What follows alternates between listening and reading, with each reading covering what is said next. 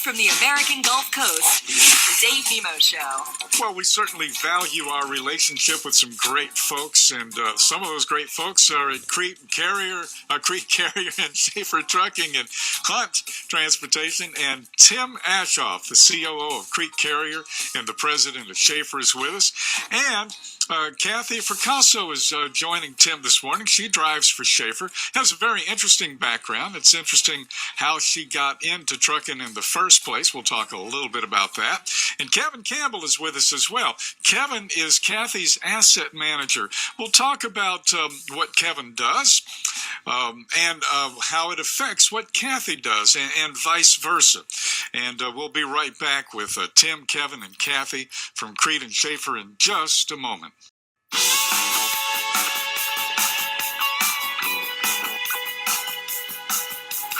Well, every month we get a chance to visit with our friends at Crete and Schaefer, and we're going to do that right now. Welcome Tim Aschoff to the program. Tim, good morning.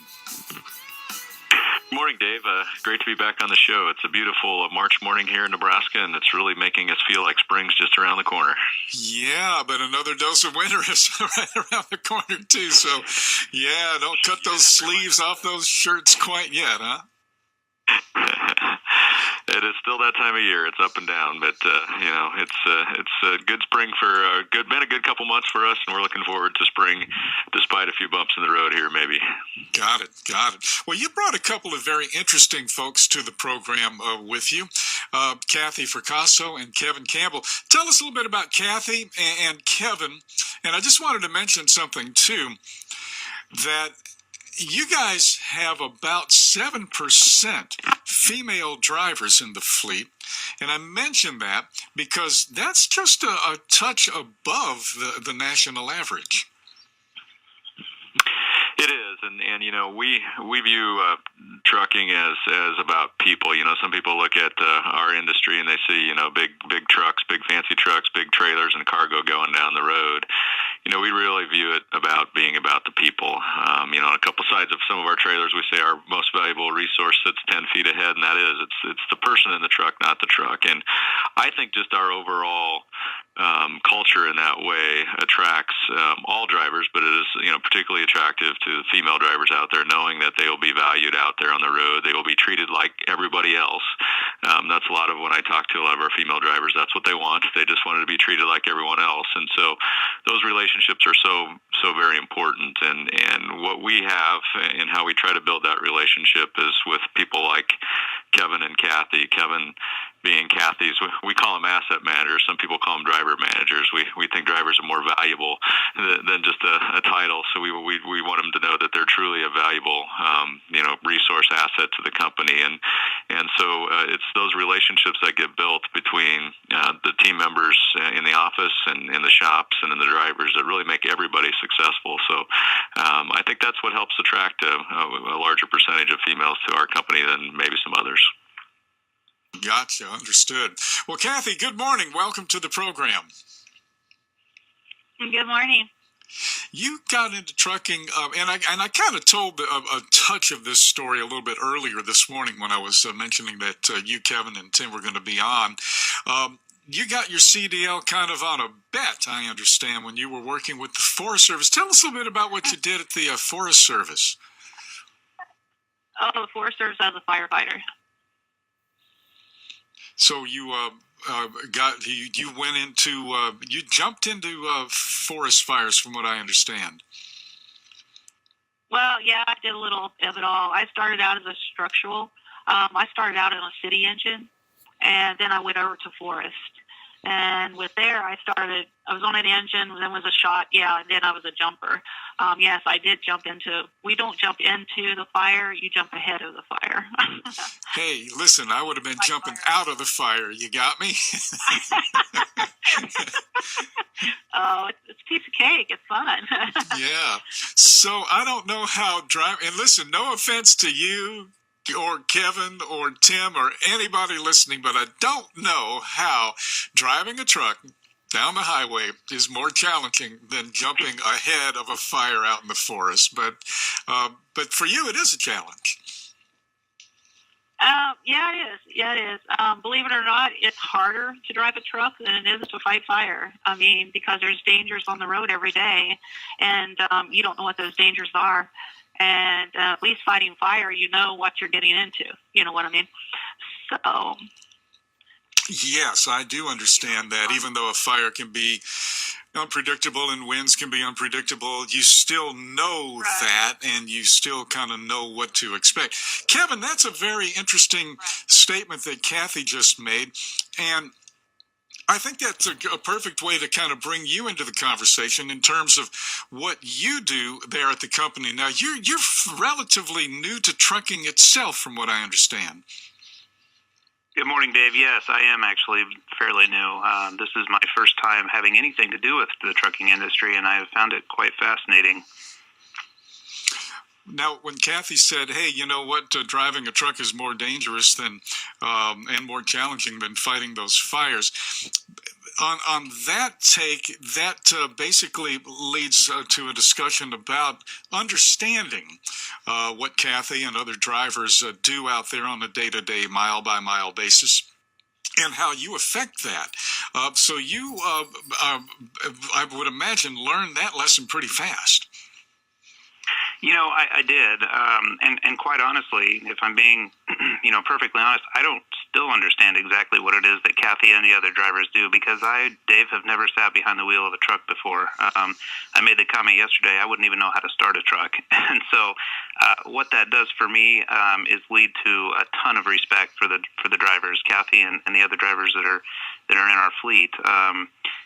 They're the eyes on the road. They're behind the wheel of the truck. They're the captain of their truck, and they're the boots on the ground, if you will.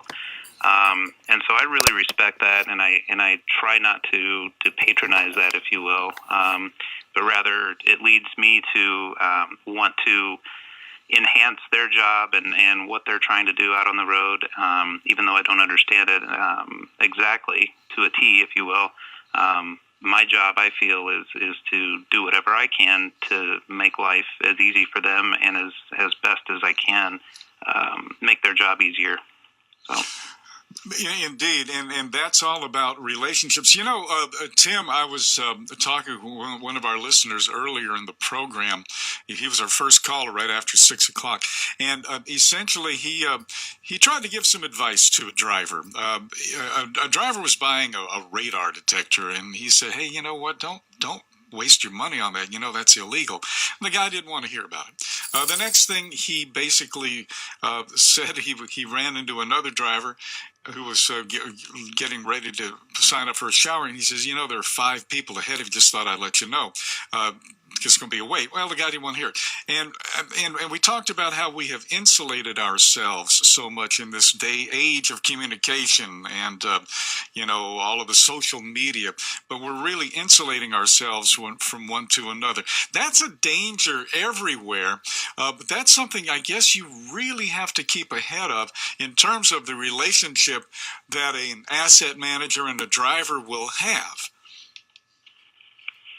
You're very right on that, Dave. I mean, it's got to be more than the communication style that's becoming out there, and with the social media. And I unfortunately see it in my kids, whether it's you communicate in a 144 character tweet or by short text or otherwise, you really don't build that relationship, because relationships are built on understanding. Just as Kevin had mentioned before, he really tries to understand what the drivers are facing out there, because he's sitting here in the office and doesn't see that, and you can't create that understanding with that short type of communication. So that communication with the driver and building up that relationship is key. And one of the things that just struck me as we were talking here is, so Kathy on one end has been a firefighter. On the other end, what Kevin didn't tell you, before he became an asset manager for us, he worked as a 911 operator and trainer. So he understands that importance of communication, getting clear, concise information, and then conveying that out to the people in the field here. And I hadn't tied those two things together before right now, but that's exactly the type of people, we want and we need, because both of them came from areas where they know communication is important to both of their success. And in that instance, they had their lives, people's lives on the line, and know they need that relationship to ensure they can trust each other. And certainly I know those characteristics have now carried over for both of them into trucking. Wow, that is interesting. I did not know that either. And, not only is the relationship important and the mutual respect, but then the transmission of accurate, reliable information is very important as well, whether you're a 911 operator or a asset manager telling a truck driver what's up and the driver coming back. Kathy, are there some parallels? And I'm asking you this too because you come from a very unique background. Let's just put it that way, male or female. You come from a unique background into trucking. So, do you see some parallels in terms of the relationships that you had with, say, dispatch and everything in the firefighting service? Yes. It's all in communication, and it's like our FMO was always there for us, and if there was something wrong, we can always go to the FMO, and that's the same with Kevin. If there's something wrong out here, you can give him a call, and he's there. You can talk to him, and he won't put you in danger. He'll keep you out of danger. As a matter of fact, I'm going to say this: he's the best dispatcher I've ever had in trucking, and Kevin, don't get your head too big here, but. Yeah, there is a similarity. Got it. And I would imagine, Kevin, that even though you haven't been in trucking, you've been, in terms of what you do, pretty close to it, I would imagine. Yeah, for sure. Honestly, it's like we've talked about in the last few minutes. It's about building relationships, and it's about the human aspect and empathy, if you will. These drivers are out on the road, and they're trying to pay their mortgages and feed mouths and sustain a lifestyle that they need and or want. And I think my job is basically to enhance that and to help that along and fulfill that if I can. And along with that, of course, is the safety aspect and just as I said, empathy for the drivers and what they're going through and what they're seeing and how they're doing their jobs on a day-to-day basis. And I think that's what I'm here for. So. We have a regular series that we do with women in trucking. Ellen Voy is with us each month, and with us in any given month is the member of the month. So we talk to some women who not only are in trucking, but have made a mark in their companies or in the industry at large. And we talk about their experiences and in many cases where they came from. Some came from being truck stop waitresses. Some came from the business world. Kathy, you're very unique coming from the fire safety world. But there, and I mentioned, Kathy, that you guys at Crete Schaefer are a little ahead of, not much, but a little ahead of the curve in terms of percentages of female drivers. Why do you think there are not more female drivers in the industry, Kathy? And what do you think might change that, if something could change that? Well, I used to train, and what I've been seeing, they want to be comfortable. They want to feel safe. The trucks itself, a lot of females don't like to drive stick shifts. They like automatics. Like I said before, they don't like to get in the truck with a stranger. And overall, they need the necessities out here. They want to feel safe. They want to need the necessities to live out here. They want to feel comfortable out here. And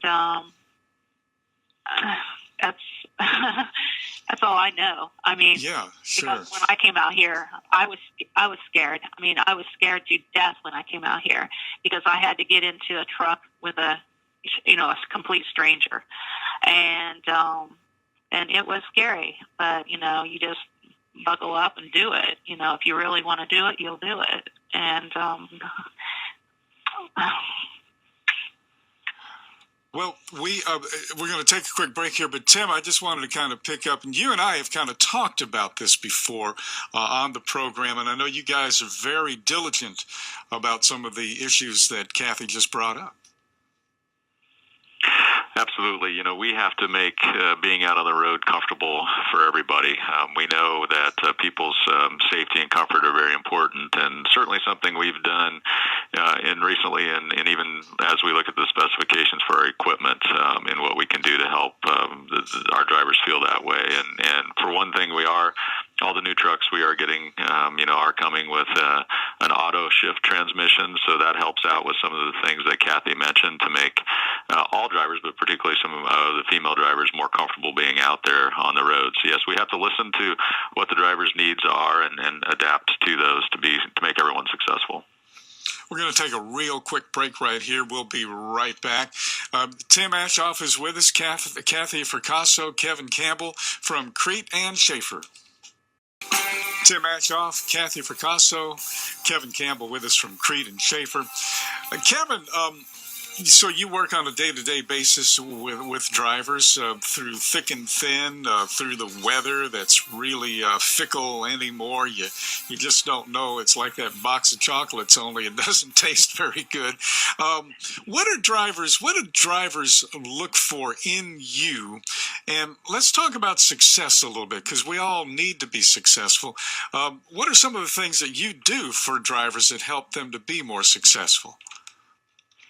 Well, Dave, I think what they look for in me is somebody that they can trust, and I think it's about establishing that trust, and sometimes that takes a while, and so I have worked pretty hard to and diligently to establish that, and I think I'm fairly successful in that regard.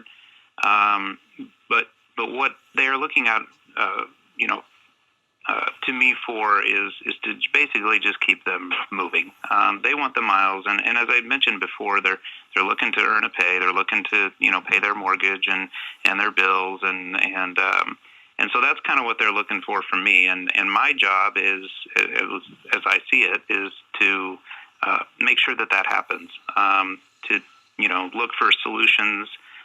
If a load that they're carrying has too much time on it, what can we do to keep them moving, and if a load doesn't have enough time on it, what kind of a solution can we look for to service the customer as well? But at the same time, make sure that the driver is staying successful and continuing to roll and get the miles that he or she might need.